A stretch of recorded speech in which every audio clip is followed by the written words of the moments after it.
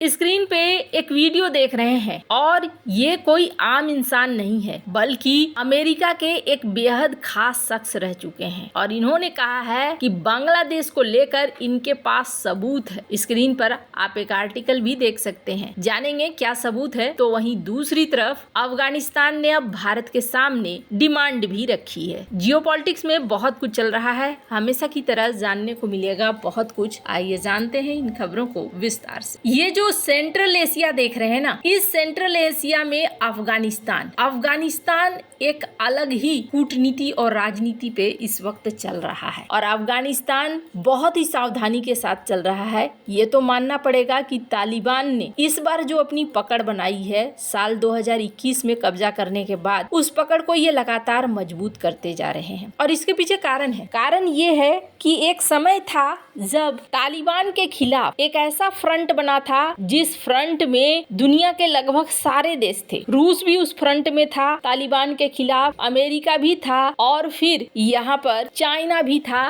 भारत भी था। आपस में दुश्मनी रहते हुए भी नॉर्दर्न अलायंस में ये सारे देश तालिबान के खिलाफ। लेकिन अभी क्या सीन हो गया है, अभी सीन बदल गया और सीन अब नॉर्दर्न अलायंस का नहीं रह गया बल्कि तालिबान का हो गया। और तालिबान में पाकिस्तान अपनी चाहत रखने लगा कि वो कैसे तालिबान का इस्तेमाल कर सके। चाइना अपनी चाहत रखने लगा कि हम कैसे तालिबान का इस्तेमाल करके इसके खनिज पदार्थों को भी निकाल सके। वहीं रूस फिलहाल तक इस मामले में तटस्थ बना हुआ है, लेकिन तालिबान एक बेहद खास मुद्दा जरूर बन गया। नॉर्दर्न अलायंस, जिसका करीब करीब जितने लाल रंग के एरिया देख रहे हैं मैप में, इस पूरे एरिया में कभी कब्जा हुआ करता था। नॉर्दर्न अलायंस खत्म हो गया और आज की डेट में क्या हुआ है, तालिबान को सपोर्ट मिलने शुरू हो गए। चाइना की तरफ से भी सपोर्ट मिल रहा है। चाइना के दूत तो तालिबान यानी कि अफगानिस्तान के दूत से तो लगातार मिलते जुलते रहते हैं। इन्होंने तो पहले में स्वागत भी किया था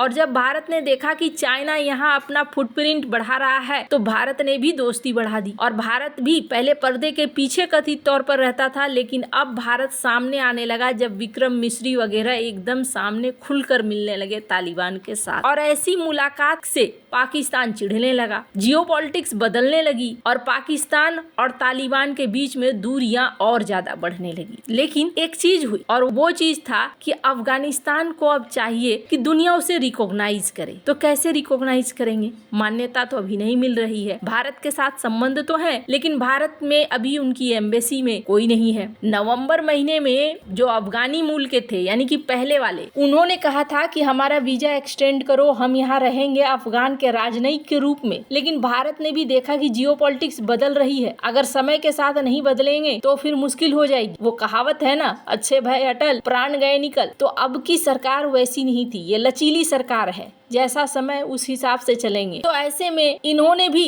अफगान के वीजा को, जो पुराने लोग थे उनको कंटिन्यू कथित तौर पर नहीं किया क्योंकि जियोपॉलिटिक्स बदल चुकी थी। सब छोड़कर नॉर्दर्न अलायंस को भाग चुके थे, अफगान की ओरिजिनल जो सेना थी उसको भाग चुके थे, उनका राष्ट्रपति भाग चुका था। तो जिस तरीके से जियोपॉलिटिक्स चलती है वैसे ही चलने में भलाई थी। और भारत ने भी कथित तौर पर यहाँ पर अफगान दूतावासों को फिर आगे का एक्सटेंशन नहीं दिया। जिसके बाद क्या हुआ, जो वो पुराने लोग थे, अफगानी सेना वाले लोग थे, वो यहाँ से चले गए और उनके जाने के बाद से ये दूतावास खाली पड़ा हुआ है। अब तालिबान ने भारत के सामने एक मांग रख दी और मांग रखते हुए इन्होंने ये कहा है कि देखिए, अब हमारी तो अच्छी खासी मुलाकात भी हो रही है, सब कुछ बढ़िया है, आप हमारे लोगों को अब यहाँ पर एंट्री दे दीजिए और ये दूतावास हमें दे दीजिए। लेकिन अब भारत ने क्या कहा है, भारत को कहा जा रहा है कि उन्होंने एक लिस्ट भी सौंप दी है, जिस लिस्ट में वो मांग कर रहे हैं कि फलना आदमी है, इन सबको आपको जगह देनी है। पर भारत ने कहा है कि ऐसे हम फलना आदमी है, आप लिस्ट दे दो और हम उन्हें दूतावास में प्रवेश करा दें, ऐसा नहीं होगा। बल्कि हम भी देखेंगे कि जो लोग आप भेज रहे हो उनका बैकग्राउंड क्या है, कहीं उनमें से कोई ऐसा तो नहीं है जो पाकिस्तान के ISI के साथ संबंध रखता है, जो हमारे लिए भविष्य में खतरा बन जाएगा। तो बहुत सारी चीजें हैं, उनको लेकर विचार किया जा रहा है। आधिकारिक तौर पर अभी तक हाँ नहीं बोला गया है, पर यहाँ माना जा रहा है कि अफगान भारत से ये मदद चाह रहा है। और आपको बता दूं, देर सवेर भारत को ऐसा करना पड़ेगा। क्यों करना पड़ेगा? हालांकि भारत अपनी शर्तों पर ही दूतावास खोलेगा, लेकिन खोलना पड़ेगा। इसके पीछे कारण समझिए। सबसे बड़ा कारण है, अगर भारत ऐसा नहीं करता है तो चाइना के पाले में जाने के बहुत ज्यादा चांसेस बढ़ जाएंगे अफगानिस्तान के। खैर, अब यहाँ पर खोलना चाहिए या नहीं खोलना चाहिए, इन चीजों को लेकर तो बाद में डिस्कस करेंगे। आपको बता दूं, हाँ, एक तरफ ये सीन हो रहा है, वहीं दूसरी तरफ बांग्लादेश के अंदर बहुत सारी चीजें उलट पुलट हुई और दुनिया कहती है कि ये सारा कुछ अरेंजमेंट अमेरिका के द्वारा हुआ। लेकिन अभी की स्थिति क्या हुई है, अमेरिका की तरफ से एक बहुत पहले अमेरिका में फॉर्मर अफसर रह चुके हैं माइक वेंस, इन्होंने क्या कहा है? इन्होंने कहा है कि मेरे पास सबूत है। अब ये क्या कह रहे हैं, इस वीडियो को जरा सुनिए। Let's just say it really is vital to U.S. national interests to build that military base in Bangladesh to counter Chinese influence, and the Bangladeshi prime minister doesn't want to do it. And so our foreign policy planners decide we need to do regime change. And whether or not you agree that's a good or an evil thing to do, I'm not even weighing into the morality of it. What if it is the declared or discrete policy of the U.S. government, the State Department and the White House and the National Security Council all agree this government,